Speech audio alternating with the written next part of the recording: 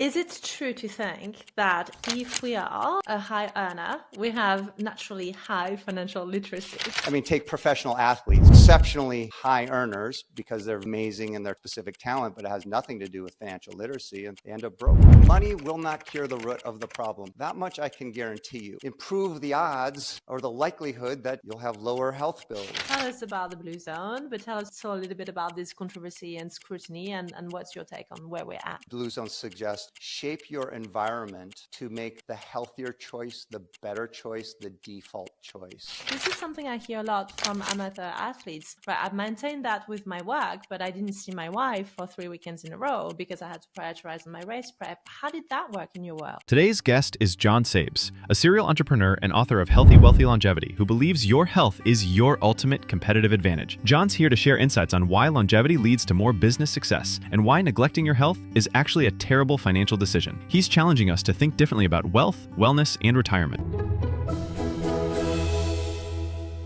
I like your bicycle setup in the background. It's very nice. Thank you. Yeah. It's lovely.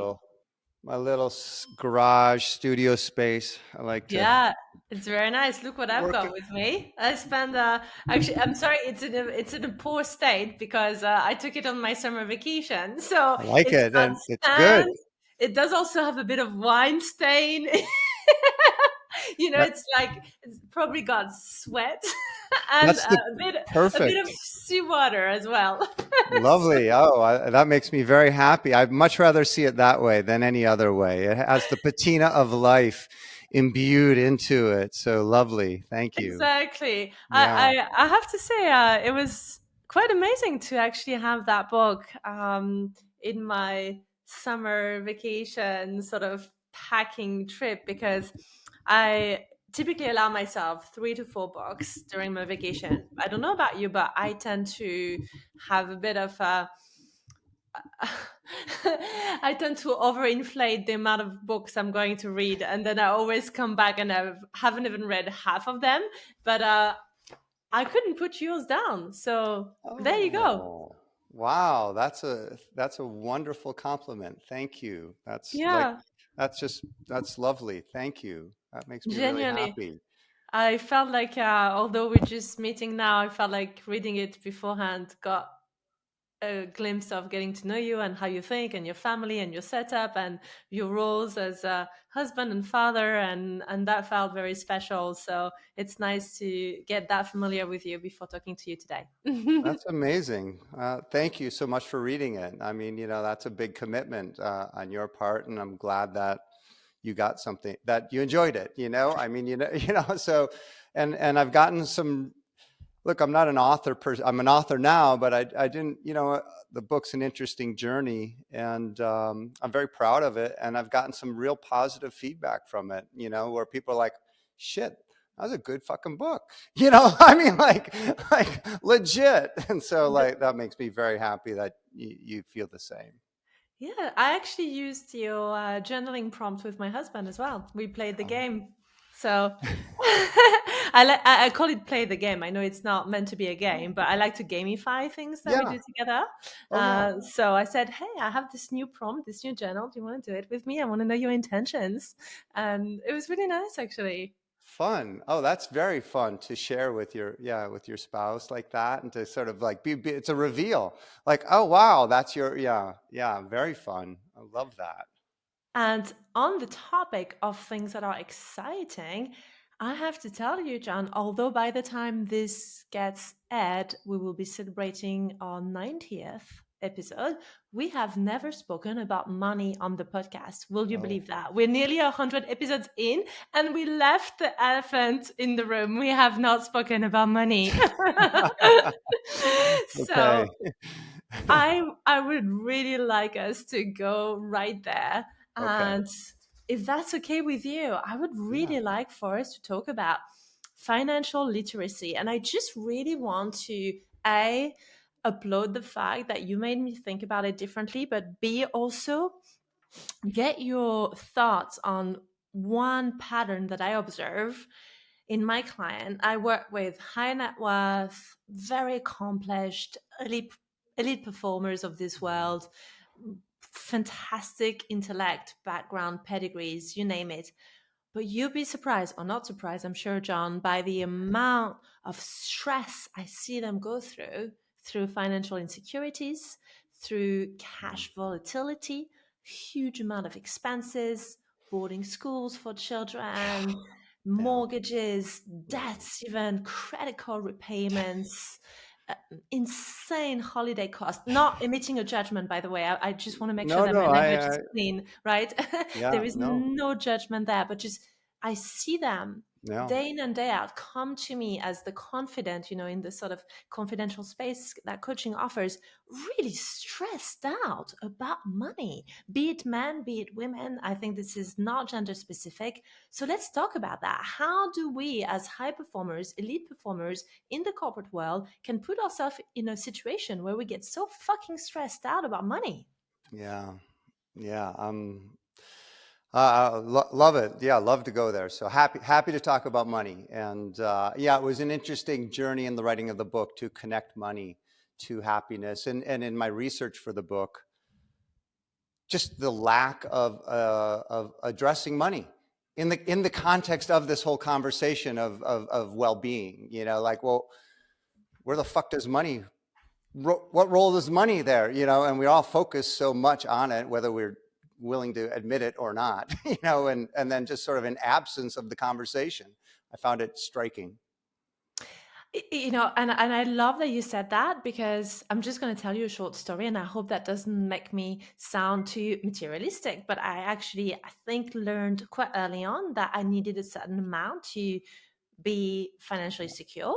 Yeah. And so one thing, and it may be shocking to some, but I'm happy to disclose it.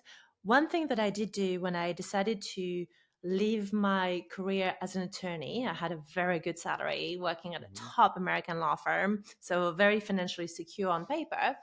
When I decided to jump ship and set up my own business, as you know, from being an Mhm. entrepreneur, you have no financial security, no guarantee whatsoever. You're just taking a leap of faith. But I did it with one intention. And I remember making that promise to myself: I'm only going to do this if I have absolute confidence that I will make at least as much as I used to make as an attorney. If I'm not that confident that I can Mhm. get at least to that number, I'm not even going to try. And I perhaps inflated confidence, I don't know, but I felt quite secure in the fact that I could achieve at least that, right? And it really helped me stay focused, because as much as it's nice to set up a business, I wanted to set a profitable business, right? and Yeah. and I think that's important. I wonder, what are your thoughts there? No, I think you're, setting a clear intention is the first step of achieving it. And so because you were that specific in sort of your mark on what you intended to achieve and your confidence, I'm going to get this is where I need to get to, that's the big driver, right? That's so, I think that's it. You didn't know it at the time, but you set your sights so clearly, right? You so clearly define that for yourself. That's what sets you off in that path of getting it. And so I think that's amazing. That's exactly what we do as entrepreneurs or as individuals. Not even entrepreneurs. We're just a individual in business as opposed to working for a larger corporation. And so we need to be real clear in our intention and our goals and what we want to achieve. Yeah, that's amazing. I love it. Congratulations. I started my new business. I'm investing in it. I'm investing a lot of money in it. I'm like, okay, where's this all going? But I'm confident that I'm going to obtain more money from it, and while it's not my primary reason for doing it, it's certainly motivating. I've set a clear intention on creating a profitable business. Absolutely. I want, yeah. John, tell us more about financial literacy. Is it true to think that if we are a high earner, we have naturally high financial literacy? Or is it completely untrue? Yeah, I don't know that it needs to be true, that you are necessarily financially literate and therefore a high income earner. I think there are people with amazing talents who, because of those talents, exceptional talents, they become high income earners, and they may know nothing about financial literacy.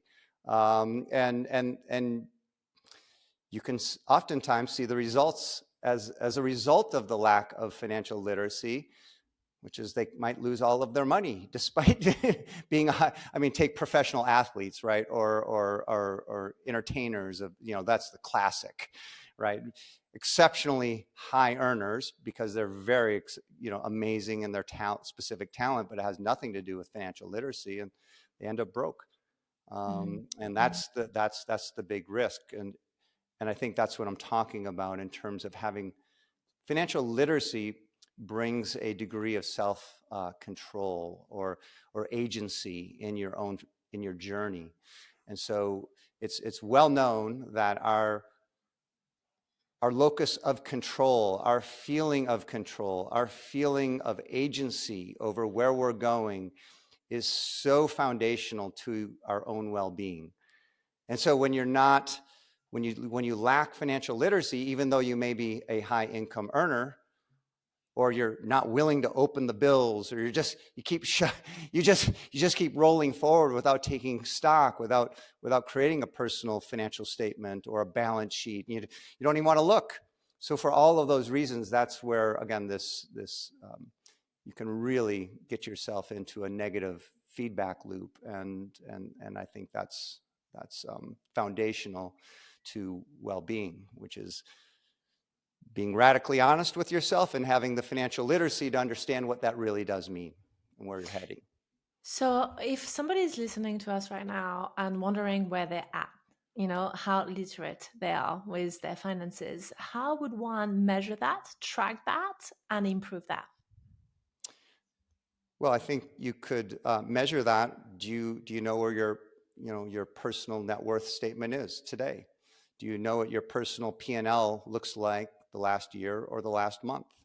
And doesn't need to be down to the penny, but can you get it to can you round it within $10, within $100, within $1,000, within 10,000, within 100,000, within $1 million?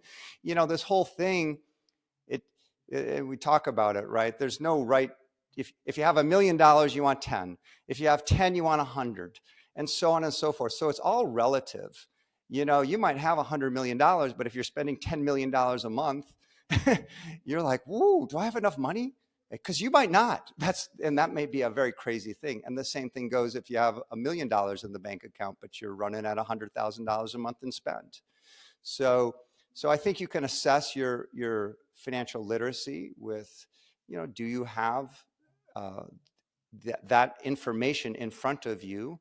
Could you understand what it meant? And if you can, then I think you have the basics, and you can continue to work to improve from there. If you don't, then you should start becoming financially literate and be able to do those things. That's where it begins. What would you say to really stressed out, really burnt out professionals who love to say, I throw money at the problem? So one thing that I hear a lot is, I'm making shit tons of money, I throw money at the problem, right? Whatever the problem comes up, I throw money at it. And I think there is something to be said about that mindset, because it can work to an extent, but it can also create a bit of a vicious circle whereby you end up spending so much more than you really need, and you don't necessarily have a good handle on what you need or what you want, or what you can just throw money at. So what would you say to that? Well, I would say what is the root of the problem? When you throw money at it, you can cover it up, but are you curing the root of the problem? Where does the problem emanate from? And I would suggest that the source of happiness and a long, vibrant life is really, focused around you and the holistic you. And so if you're just throwing money at problems, you can cure those problems quickly, but they're just going to resurface. They're going to come right back. They're going to manifest themselves in a different way, in a different form, and you're going to have to throw money again at them. And so, it's a disease. So you need to cure yourself, your holistic self, so that problem stops coming back. And and you can manifest happiness and well-being and have fewer problems, and therefore have to stop throwing money at the problems. So I would say, look inside, look to the root of the problem, and money will not cure the root of the problem. That much I can guarantee you. So the root of the problem has nothing to do with money. I love that you said that. I'll tell you a quick story. Back when I was an attorney, I had a very fancy chiropractor clinic right next to the office where I used to work out day in and day out. And I was in excruciating back pain to the point where it was at times debilitating. And I remember going to see this specialist white collar back pain chiropractor, not wanting to say anything bad about him, but his practice was focusing on folks like me who spend 90 hours plus working sedentary in an office, don't move. And he put me through this very, very expensive treatment plan. I didn't even look at the bill. I just gave my credit card and said, just fix me, right? Like whatever it takes. And upon reflection, what really sort of dawns on me now that I've become a health practitioner is that nobody told me at the time, like, the real problem is that you're not walking. Like, the real problem why your back is hurting so much is because you have terrible posture. You sat down the 13, 12, 14, 15 hours a day. You don't know how to strengthen your back. You have weak abs. You don't move. You don't do strength training. You have poor cardio. Like, that's what I needed to hear. And instead, I got a very inflated bill. And again, I'm not saying anything bad about chiropractors. I love them. I still have one, but I'm just saying something about my mindset. It's a reflection of me more than anyone else. I don't know if you've ever been in situations like that. Well, I think the analogy, what you're talking to is, sort of, let's just talk about healthcare, and our own wellness. The big criticism, right, of the healthcare system is we treat disease, right? We're treating symptoms, we're treating disease versus root causes of those diseases. Where does disease come from? Where does it emanate? What is the source, right? And again, that's a lot what I write about is where are the sources of our problems, both in our health and in our wealth, financial wealth. And so if we work closer to the source, the place at which it emanates from, you improve the odds or the likelihood that you'll have lower health bills. So going back to the healthcare analogy, it's like throwing money at a problem is like taking a pharmaceutical to cure a disease. Now it can and will mask the disease. You could mask it. It could cure it. It's amazing. Money like pharmaceuticals are amazing on your health. But is it really curing that root cause from? And I would suggest that lifestyle, a healthy lifestyle, exactly what you're suggesting. What's your movement like? Are you moving more? Are you living with purpose? Are you connecting with others? Are you eating wisely? That lifestyle, right, drives so much of increasing the odds that you have fewer problems in your life, fewer problems in your health. And that's what I'm advocating. And the blueprint that I lay out in my book, which is, focus, self-care, focus on you, but also focus on your own prosperity, focus on that financial wealth, focus on money, because, I'm not writing for or to the folks who say, I want to live on, $10 a month and this. No, this is like, I live in the real world. I want to have stuff. I like to do things. I have kids who go to college and they want to have homes. I mean, stuff is very, very expensive. And so how do you get all that you want out of life for as long as possible? Now, John, what I really want to hear from you is whether or not you've seen any pattern in your life of times when you made the most and you were the least happy, or times where you were most happy and you had perhaps less in the bank or less responsibility. Because I know you've had multiple lives, so to speak, in the world of business. You've been an extremely successful entrepreneur. Maybe you can tell us about, some of the staggering numbers of the company that you've been running. And the reason I want to hear that is because it's not often that we get to hear from someone who's been that successful, but also has a good handle on how to track and measure their own sense of happiness. If you're enjoying this show so far, I just have a very quick favor to ask you. Could you go ahead and click the follow button or the subscribe button? It would mean so much to me, and it would really help to grow our show so that we can enhance the production, we can bring you the best possible guests, and we can have the most amazing conversations. So if you haven't already done this, please take a moment today to go ahead and click the follow button or the subscribe button. Thank you so much. And now let's go back to this amazing conversation. Yeah, I think the message and the key takeaway is that success or goal achievement is very fleeting. So the minute you get there, you'll feel empty. Like my father used to say, I'm either scared or I'm bored. I'm either nervous or I've got stress or I'm very bored, and I would say I'm like that. So the minute I achieve success, it's like it's super high for like a very fleeting sort of nanosecond, and then it's like, well, what am I going to have for breakfast? What are we doing for dinner? I mean, so that's the reality of life, and this idea.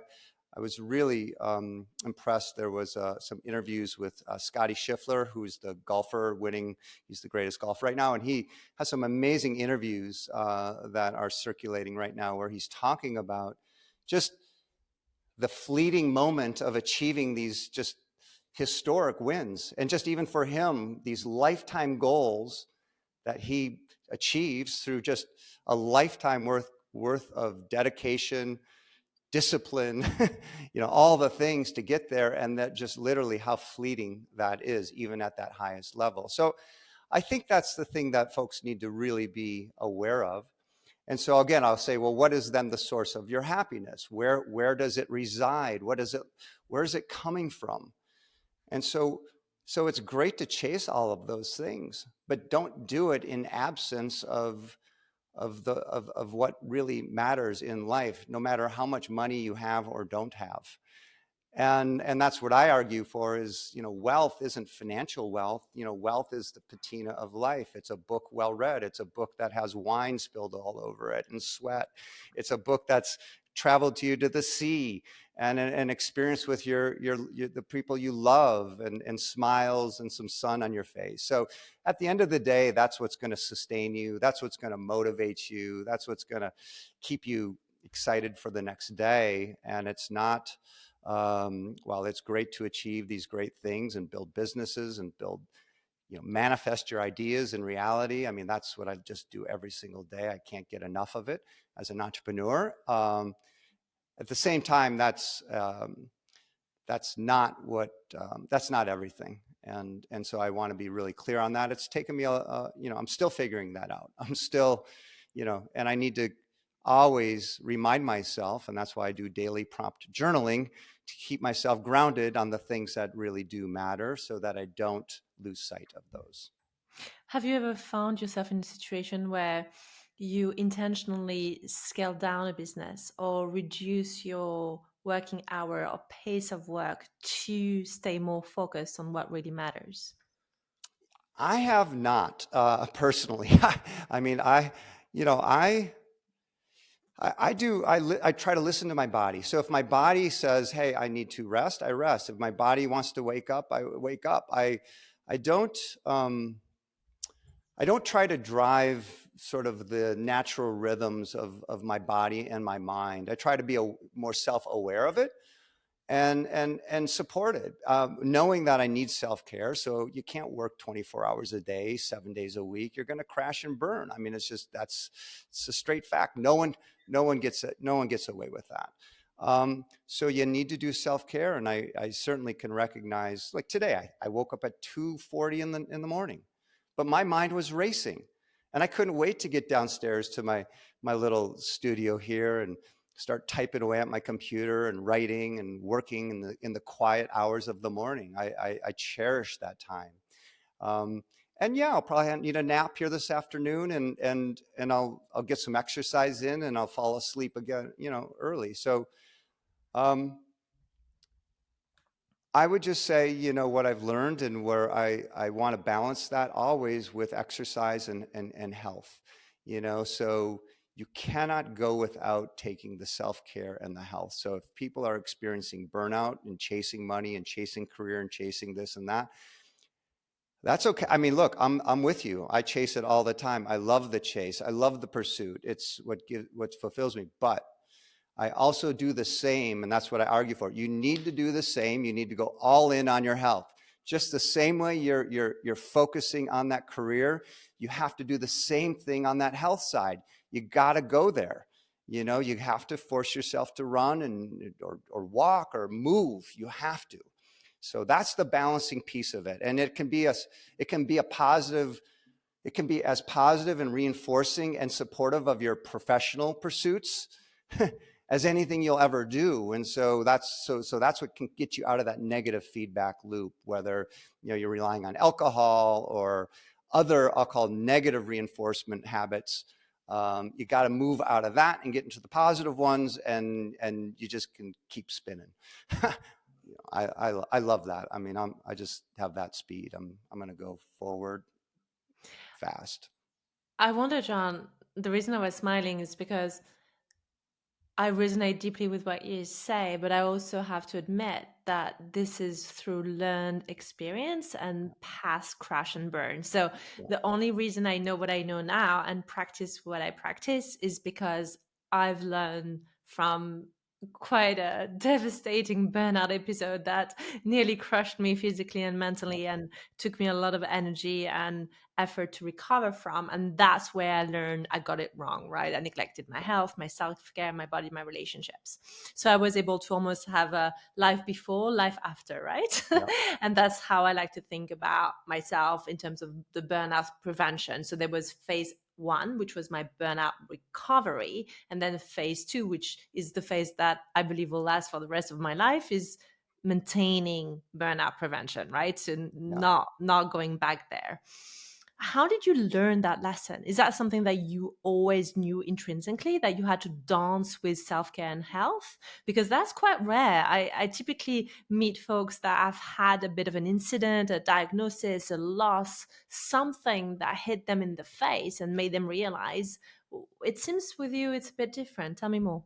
Yeah, I would just simply say it was natural. It was just a natural feeling that I had. I guess I was, blessed with parents who really took their health, and they had a very balanced relationship. And my father was sort of, always running and exercising. He worked all the time. He was an entrepreneur, but he was always doing something. So somewhere along the line, I got that. And I always, and I love to be outside. So I'm a big outside person. I don't run on the treadmill. I'm a big advocate, get outside.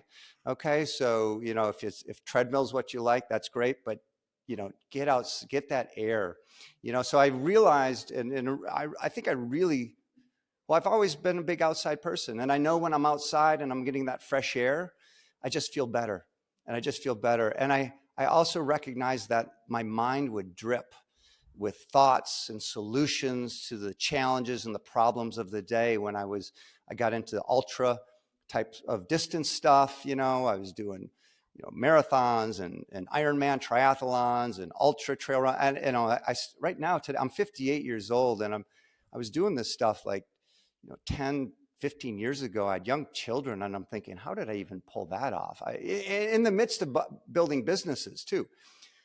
So what I would just simply say was natural. I was somehow like naturally knew I felt better when I did this stuff. And so like I just got into this positive reinforcement loop where I never hit that crash burnout phase. I came close.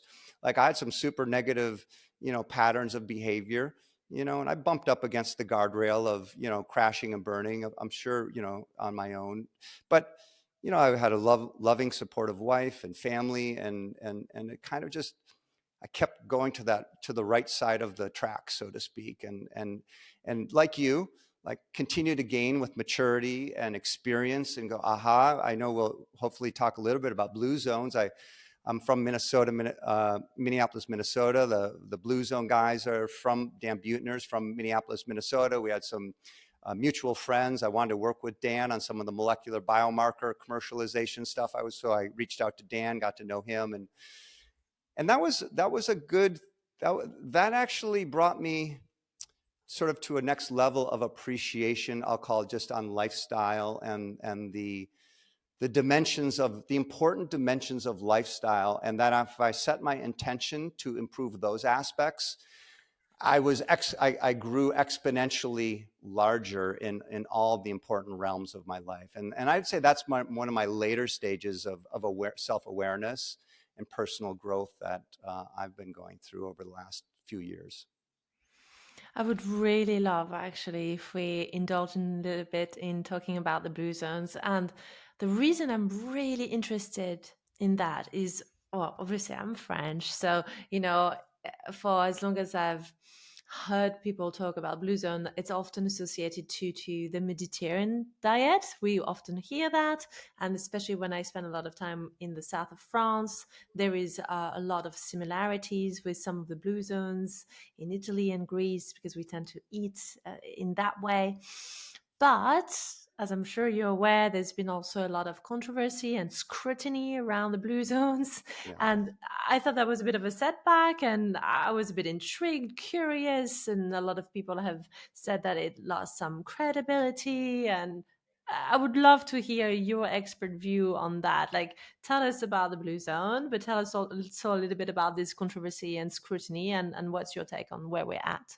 Sure. Blue zones is a popularized notion of five blue zone regions identified by Dan Buettner throughout the world: Okinawa, Japan; Ikara, Greece; Nicoya, Costa Rica; Sardinia, Italy; and Loma Linda, California, of all places, the home of the Seventh-day Adventist religion community, which their religious practice happens to be their body is a temple, and therefore we should really care for it through really veganism and movement and all that.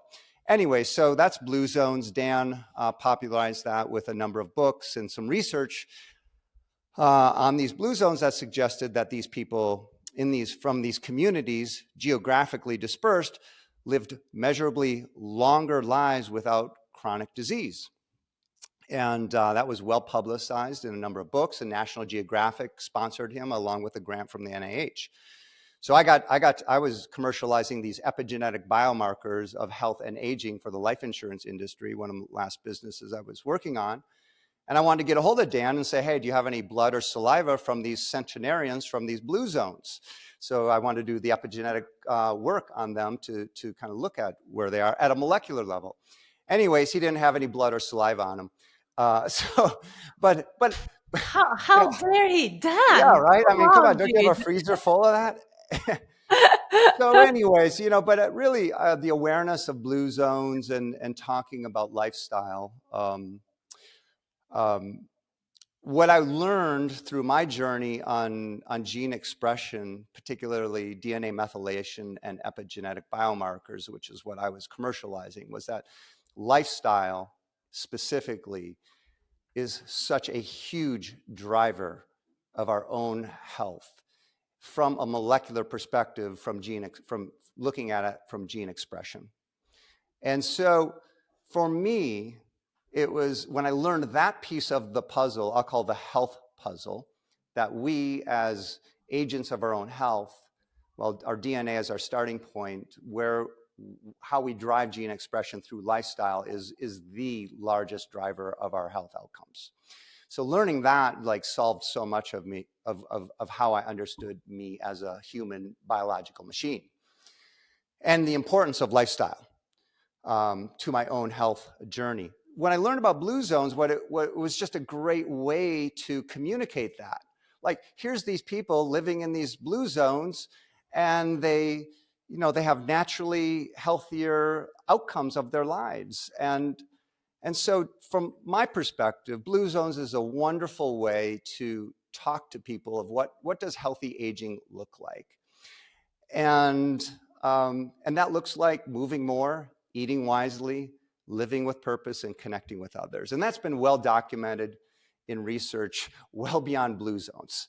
So I'm not reliant on blue zone research, and I don't have anything vested in per se the blue zone research itself, and that's the big critique. So there was a big critique over the last year or so, which is, hey, this blue zone research may not be as accurate as we suggested because people are faking living longer so that they can receive these pensions and these records, poor record keeping, and blue zones has been under attack for the credibility of their research. And I'm not here to defend or look at that aspect of it. What I would say is blue zones is a wonderful way in which to story tell, because it is true people in these regions do live measurably longer and are just in terms of the general population, it's true. They're also uniquely, measurably happier, which I found that to be very interesting because that was based on current research, like interviewing you, like, oh, are you happier than the general public? Because again, this life is all about the pursuit of happiness, and how lifestyle can drive happiness, and what does that look like? And what are those core things? What is the sources of our happiness? And by the way, these folks in blue zones, they don't have any money. So again, that's a really interesting point on like, well, they're happy and they don't have money. What does that mean? What does money mean? And how can we, again, look at blue zones as indicative of lifestyles that lead to measurably happier, healthier lives? And if blue zones itself is a way to produce a Netflix documentary, which is great. Dan does a great Netflix documentary that people watch and can get a sense for what healthy aging looks like and how they can shape their own environment and behaviors to achieve a healthier aging journey. I'm all for it. I'm all in. I'm all in on blue zones. I'm all in on Dan Buettner.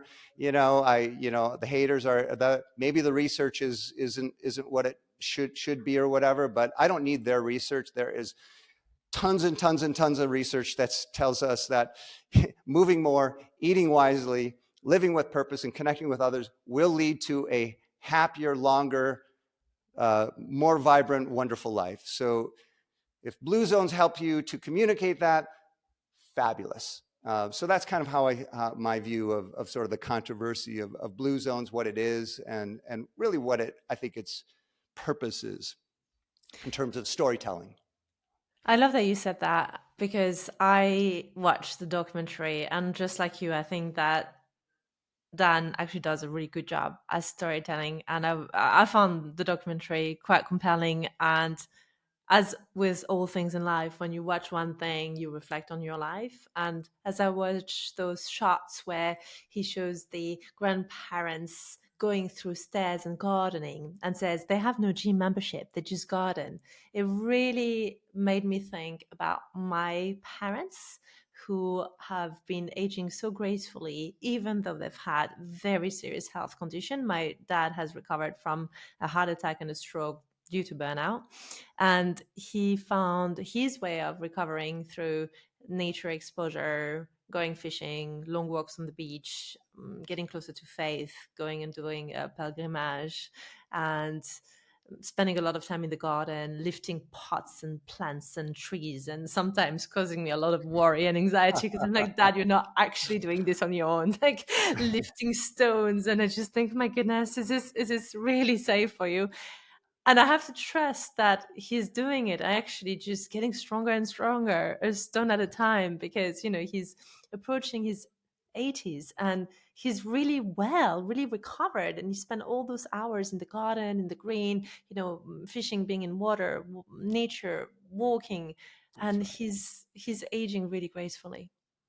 Yeah, that's amazing to hear. I love that. And, I mean, if you were really going to do blue zones, I mean, you might as well just say, well, France. I mean, Well, I mean, I mean, I'm a really, bit I mean, upset.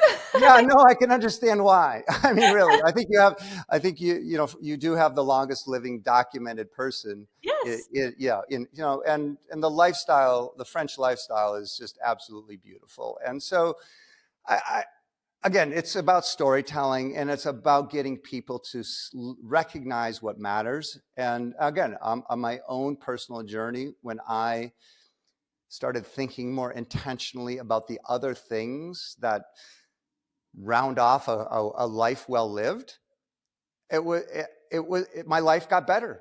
It did. It got better, and that's all I want to do. Is I want to compound, and I want to improve every aspect of my life, and so learning about those things through the storytelling of Blue Zones definitely helped do that.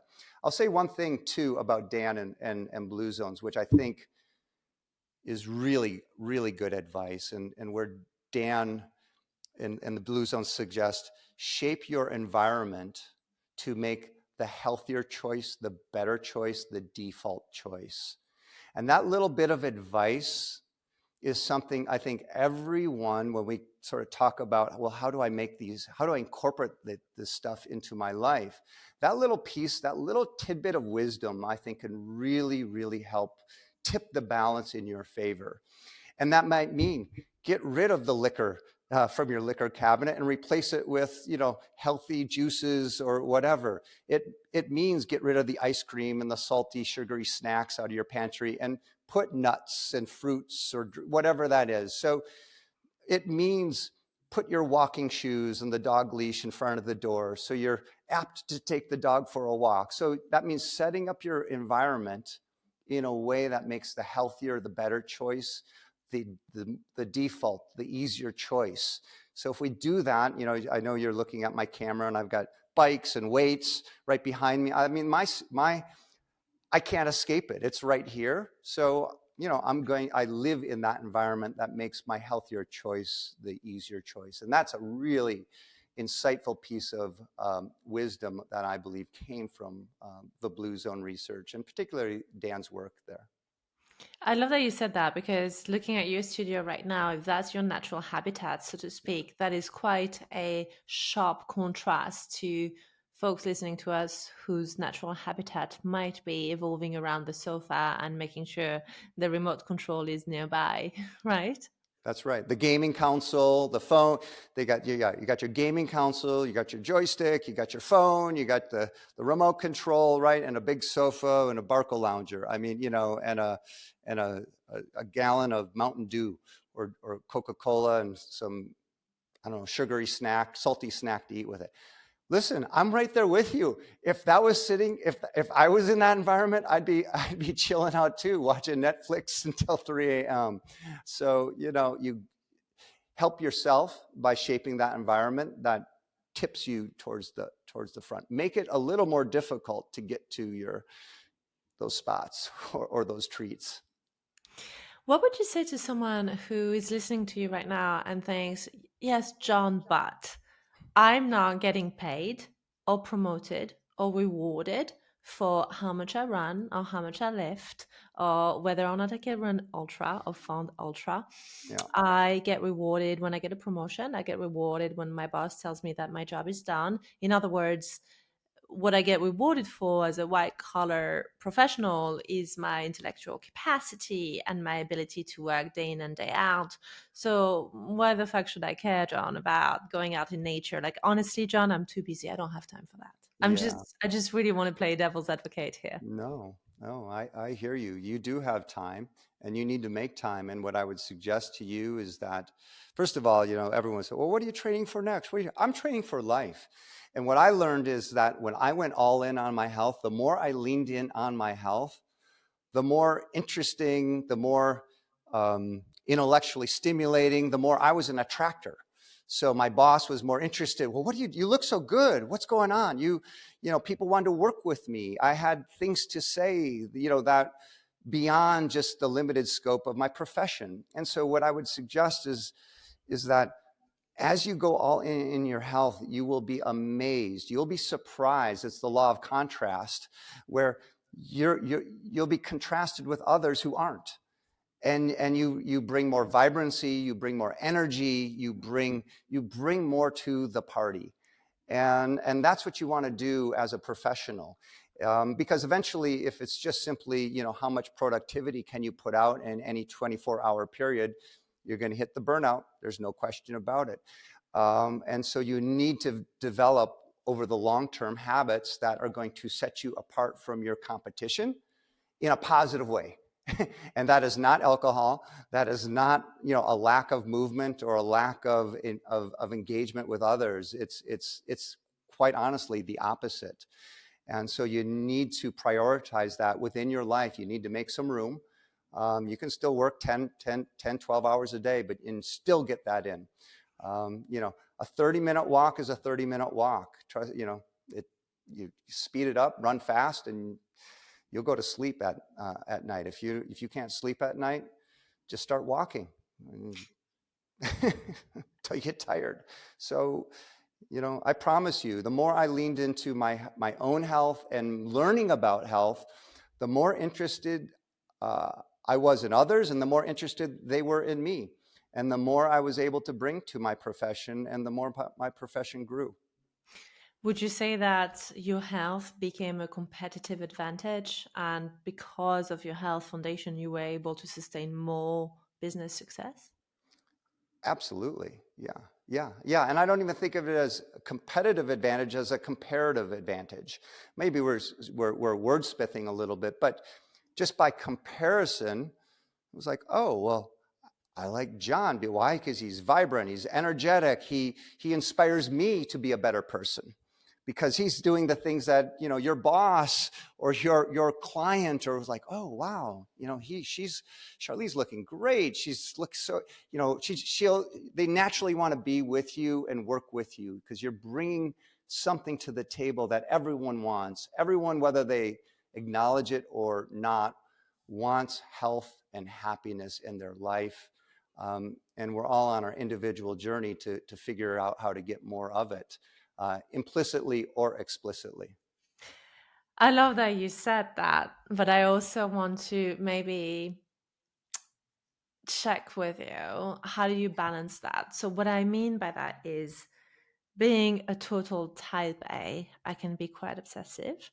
And when I flipped to the other side, so when I had my health revolution, so to speak, and started to really care very deeply about my healing and my recovery, I also started to use a lot of tools, a lot of trackers. I'm a former insomniac, so I got into my Aura rings and I got into all my kind of trackers, and I couldn't go out for a run without my Garmin. And again, Yeah. it's not about the brands here. It's just about, there was time in my health journey where I became a little bit obsessive. So I went from I don't give a shit about my health to I'm recovering to this is good. Let me get more of that. And like all type A's, we want more of everything. Yeah. So I then found myself wanting more of that health, and finding moments of my life where I became a little bit too drastic about my diet, or signing up to one too many races in periods of very intense workloads, or tracking my sleep so much that I would have anxiety about my aura readings. I'm just being Right. really honest Yeah. here. No, I hear you. Yeah. Have you ever had these struggles, and how did you manage that? Because if you want to do well, you can also overdo health obsession a little bit, and I know this is Yeah. something quite common with biohackers, and I would love your take on it. Yeah. That's a great observation and comment. And again, I would say my take's a little different. I've never I didn't have a watt meter on my bike. I never tracked a run. I if I felt good, I ran faster. If I felt strong, I biked harder. And if I didn't, I went slower. There's a saying I heard recently, which I really loved, which is, if you're tired, do it tired. Just, I mean, it's okay. And I think the core message is, and I get it, if you're and the other thing I'll say is, look, if tracking on the Garmin or the what's the other one? If any of these trackers or anything gets you motivated to go do it, it gamifies it in a way, I'm all good. I love it. Anything that gets you going is good in my mind, but at the risk of, don't get obsessive about it. You just want to feel your body. You're doing it to get in touch with this body, this beautiful human machine. And you want to start to feel that more than anything. And Mm. so if you gamify it. I don't do supplements. I just try to eat really well-rounded. I do a little creatine right now, so I'm trying, but beyond that, I'm not a big, never have been a big gadget or a supplement biohacker person. I am about a holistic, natural kind of path of trying to be as in touch with me, this person, this beautiful biological machine, which is a human being, not the Jon Sabas. We're all beautiful, molecular, biological, incredibly complex machines. How can I influence this thing, and through my own intention and through my own actions, and what does that feel like? So I would just encourage people to get in touch with what it feels like without suggesting Strava. That's it. If Strava on your biking makes you motivated to go faster on your route, that's all good. But like you just explained, you can get obsessed with that, and you lose sight on the it. And the it is about the journey. I had a moment, John. I was preparing for a marathon. I did two in the space of 6 months, which for me is quite a big feast because I'm an amateur athlete. I wouldn't consider Yeah. myself an endurance runner like you. So, being an amateur runner, it was quite a big feat. And I had a moment on a run on training day where this is going to sound really silly, but my Nike running club app didn't work because I went in a zone without good connection. And it really upset me. And I was running Yeah. and I lost my flow and I got a bit upset. Mm-hmm. Okay, this is an understatement. I got very upset Yeah. because I was tracking and I wanted to, have my screenshot and my data. And I thought, oh, no, no, no, no, no, no. I need my data. I need to send Mhm. it to my coach. It's part of my training plan. And I found myself stopping my run, getting upset, losing a few minutes on this app, and I just thought, okay, that is it. That is a moment that is telling me I'm over relying on apps, and I'm actually going to intentionally have at least one of my run a week be a gadget digital free app. I might take a screenshot at the end of where I'm at, but I'm not going to overly rely. So I didn't ditch my gadgets. I still Mhm. have them, but I've learned to cycle in and out of them. And I also had a sleep expert on my podcast recently, a neuroscientist and sleep professor, who explained that sleeping with your gadgets all the time, not only are they not super reliable, but it's also not that great in the end. So that was a big learning for me.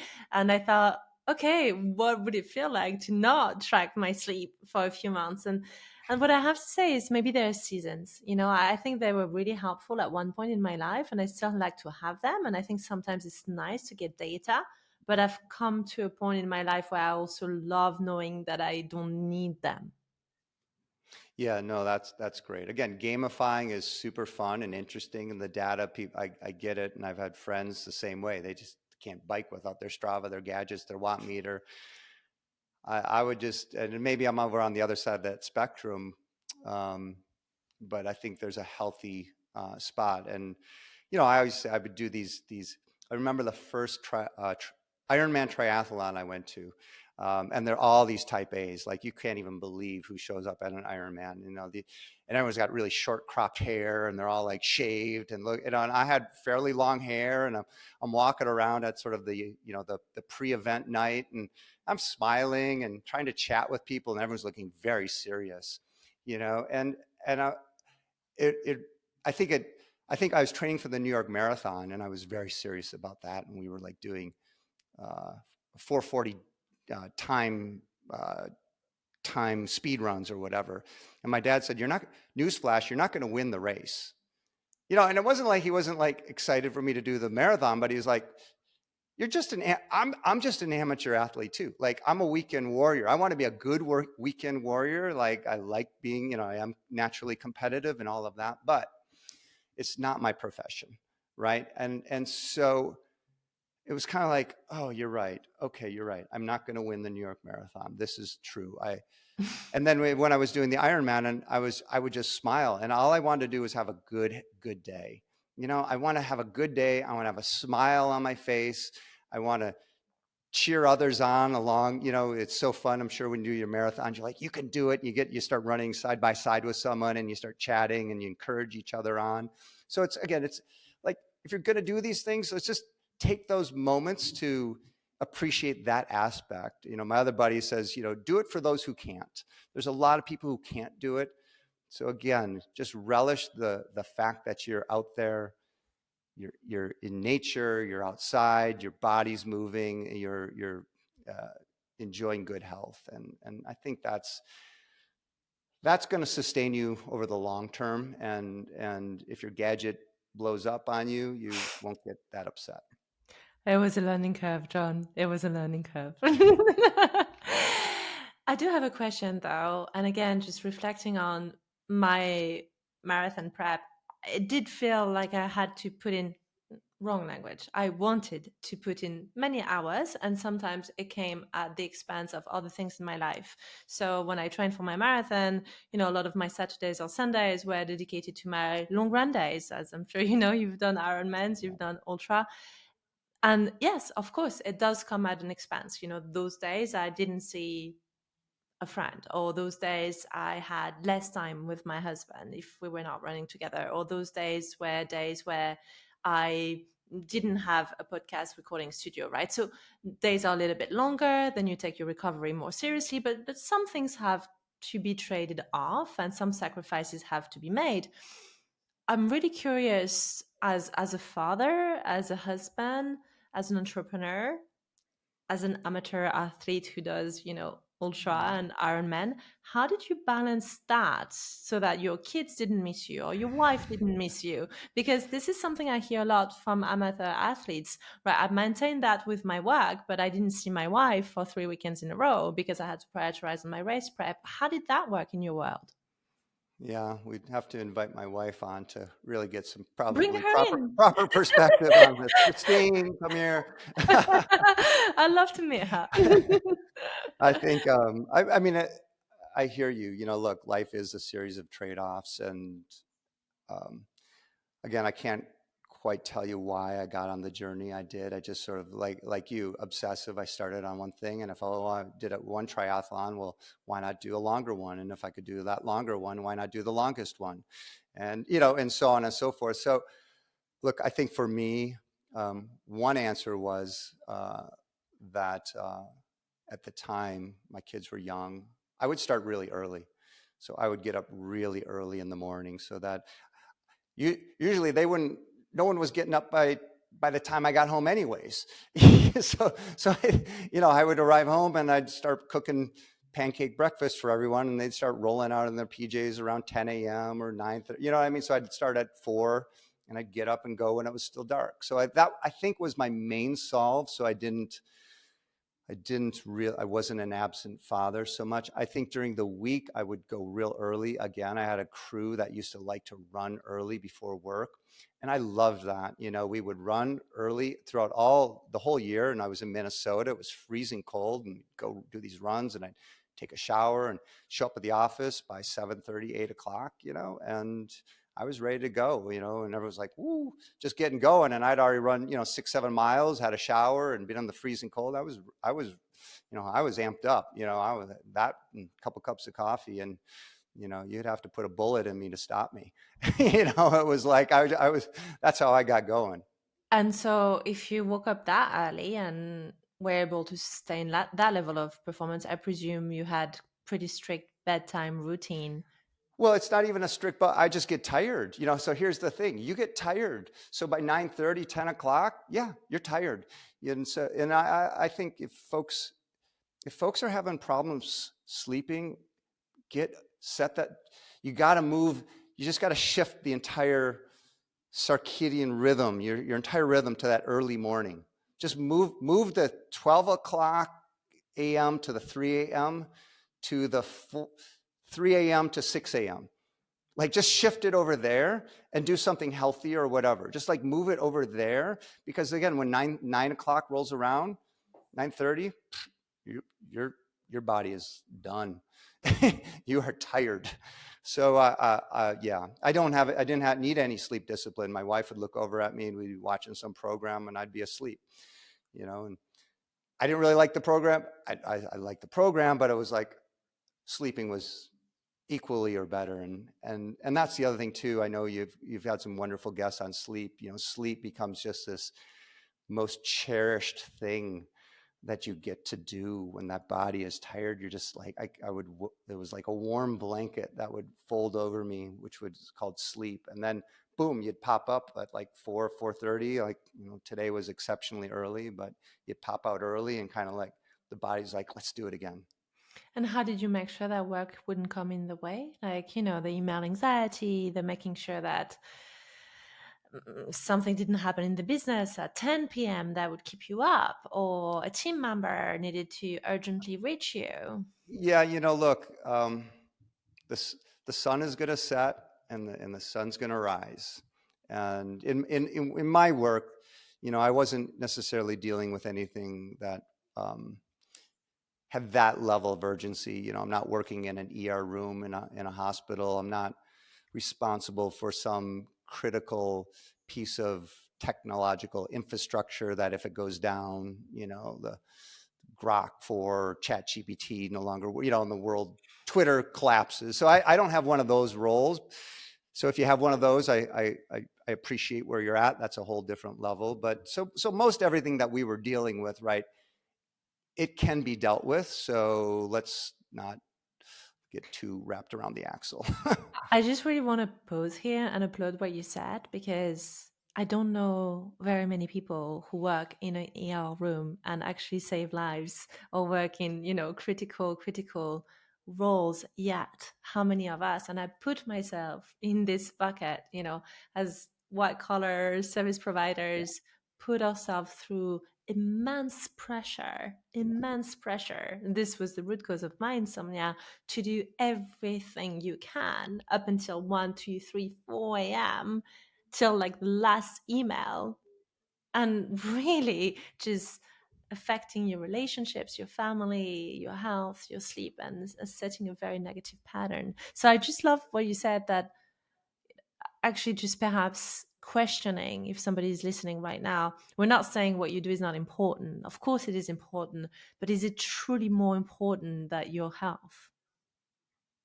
Yeah, I can almost guarantee it's not. I mean, if you don't have your health, you won't have your profession, you won't have anything. You have to do self-care. You have to prioritize self-care. And that's, if I can, that's why I say you got to go all in on your health. And if you do, trust me, those emails and everything else that you are thinking about and are concerned about will get better. You'll be your mindset, your approach to those problems become better. And that's why I see no downside, as opposed to financial investing, as opposed to other aspects of your life where if you go too far with it, if you take it to an extreme, I mean, even in your health, okay, fine, maybe you get too crazy about it, but that's hard to do. And I'm talking about a holistic all in on your own health. You eat wisely, you move more, you live with purpose, and you connect with others. Focus, whatever that means to you, just do more of it. Do more of it. And then that's the perfect segue to ask the last topic question that I have in mind for you. Do more of it for how long? I really want to get your thoughts on this retirement fallacy. I know you're very passionate about the topic and very wise about the topic. What are your thoughts on retirement, and why is there a fallacy? Well, I mean, the notion of professional retirement is sort of a modern construct. First of all, if I'm not advocating, everyone's on their own journey. So if you want to stop working at 65 and play golf and fish for the rest of your life, God bless you. Do it. Do a lot of it. Do it like, do it like your father. I was going to say. Yeah, go. But don't fall backwards. Don't just stop doing it and sit on the Barco lounger and start looking into the computer. I mean, you need to start you've got to keep moving. You got to stay connected. You have to continue to have purpose in your life. So whatever your journey is, it is. I think in terms of the the professional retirement idea of age 65 and what that should look like. First of all, right, the new 65 is the new 45. I mean, am I saying that right? I mean, the 80-year-old is the new 60-year-old. I mean, first of all, we're living so much longer. When this idea of professionally retiring came along as a construct out of Germany and then was adopted over here in the United States for Social Security and all this other, I think the average life expectancy was like 70, I mean, or less. And so yeah, okay, we're living so much longer. And so you're going to have so much more time and opportunity to do so much more in your life. And all I'm suggesting is focus on staying busy through your whole life. And whatever you get personal reward from, and that can change over your time, over your life. You can change up your careers, but you should really think about your older self and staying busy through your whole life.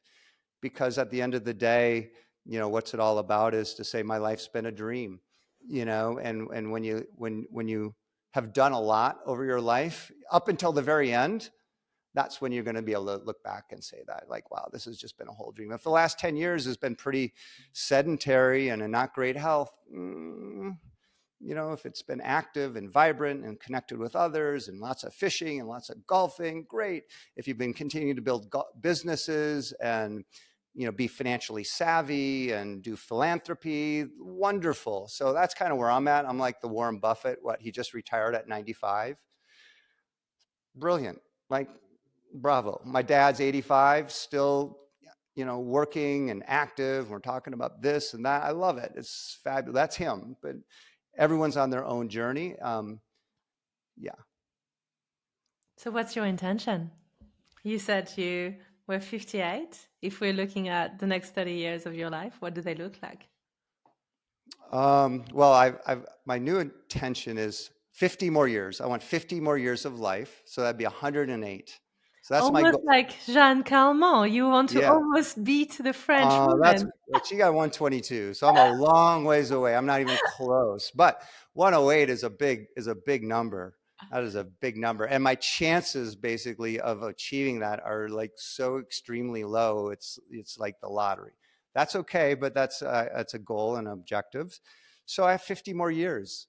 I've just started my latest business, Longevity Financial Partners. I'm doing some really exciting things in and around healthy aging and financial services industry, which is just a continued extension of my work and my realm of competency and expertise. And that's going to take me where it takes me, and I'll be continually active for the next 50 years in some form or fashion. I wrote a book. Never thought I'd write a book. I wrote one book. I think I'll write another one. so I've got some things to do, and I plan on staying busy. Jon, is there anything that you intended to cover that we didn't cover today that you would like to share as a departing word of wisdom? A departing word of wisdom. I mean, how you swallow the whale, one bite at a time. Small steps in furtherance of your health and your own wellness journey are really, really important. Don't put it off. Make room for your self-care so that you can stay in the game for as long as possible. If you're living the dream, you want the dream to continue for as long as possible. And that means self-care and taking care of yourself. Thank you, Jon. Where would you like our listener to get to contact you, and how do they get into your world? Thank you. I'm on all the social media platforms, Jon, Jon Sabes, Sabes, my own website, jonsabas.com. Get my book on Amazon, Healthy, Wealthy, Longevity, The Good Things in Life for as Long as Possible. Find me on social media. Connect with me. I appreciate the engagement and continuing to do what I'm doing and what you're doing and the message you're bringing to your constituency through your podcast. Great show. Thank you, Jon. I appreciate that. Take care. All right. You too. Thank you for spending your time with me today and listening to this episode. Remember to subscribe so that you can receive weekly updates. And if today's message resonated with you, please remember to share it with a friend, a colleague, or a loved one who could really benefit from this episode.